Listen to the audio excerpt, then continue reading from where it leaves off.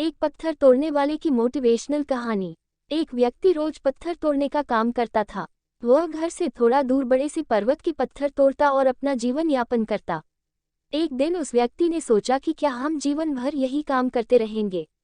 क्या हमारे जिंदगी में कभी आराम नहीं मिलेगा? बात सुनते ही उनके मन में एक असंतुष्टि की भावना उत्पन्न हो गया और वह अपने आप को कोसने लगा। असंतुष्टि की भावना के कारण उसे रातों में नींद आना बंद हो गया। वह हमेशा सोचने लगा कि मुझे बड़ा बनना है। एक रात जब वह सो रहा था तो उसने एक सपना दिखाई दिया। जब वह पत्थर तोड़ने जा रहा था उसे रास्ते में एक बड़ा सा बंगला, बड़ा घर दिखाई दिया। उन्होंने सोचा ये बंगला ही सबसे बड़ा है, यह मेरे पास होना चाहिए।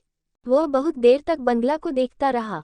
कुछ देर बाद एक व्यक्ति आया जिसको सभी लोग फूलों का माला पहनाया और जयकार करने लगा। वह व्यक्ति कोई राजनेता था। उस पत्थर तोड़ने वाला ने सोचा कि यह बंगला तो बड़ा नहीं है, बड़ा तो वह व्यक्ति है जिसको सब इतना आदर सत्कार कर रहा है। अब वह पत्थर तोड़ने वाला व्यक्ति सोचने लगा कि नहीं, मुझे अब नेता बनना है। बंगला और नेता को धूप में खड़े होकर देखते देखते पत्थर वाला पसीना से तरबतर हो गया। फिर उसने ऊपर देखा, उसे सूरज दिखाई दिया। तब उसने सोचा कि सबसे बड़ा ये सूरज है जो इतना ऊपर चमककर सबको रोशनी दे रहा है। मुझे भी कितना पसीना से तरबतर कर दिया, मुझे तो अब सूरज बनना है। वह सूरज को देख ही रहा था तभी एक घना बादल आया और सूरज को ढक दिया। पत्थर तोड़ने वाला व्यक्ति ने सोचा ये बादल ही सबसे बड़ा है जो पूरे सूरज को ढक दिया। वह व्यक्ति बादल को देख ही रहा था कि हवा का एक झोंका आया और बादल तो दूर लेकर चला गया। पत्थर तोड़ने वाला व्यक्ति देखता रह गया, ये क्या हो रहा है? हवा का झोंका बादल को उड़ा के चला गया। हमें तो हवा बनना चाहिए क्योंकि हवा के सबसे ताकतवर है। ये बात वह पत्थर तोड़ने वाला व्यक्ति सोच ही रहा था कि हवा एक एक पहाड़ से टकराया और हवा ने अपना दिशा मोड़ दिया। इस पहाड़ टस से मस नहीं हुआ, यानी पहाड़ में दम है, हमें तो पहाड़ बनना है। तभी वह देखा कि एक व्यक्ति आ रहा है और अपने हथौड़ा से उस पहाड़ को टुकड़ा कर रहा है। यह क्या हो रहा है? इतना बड़ा पहाड़ जो हवा के विशाल झोंके का रास्ता बदलने के लिए मजबूर कर दिया, टस से मस नहीं हुआ, उसे एक छोटा सा व्यक्ति तोड़ा है।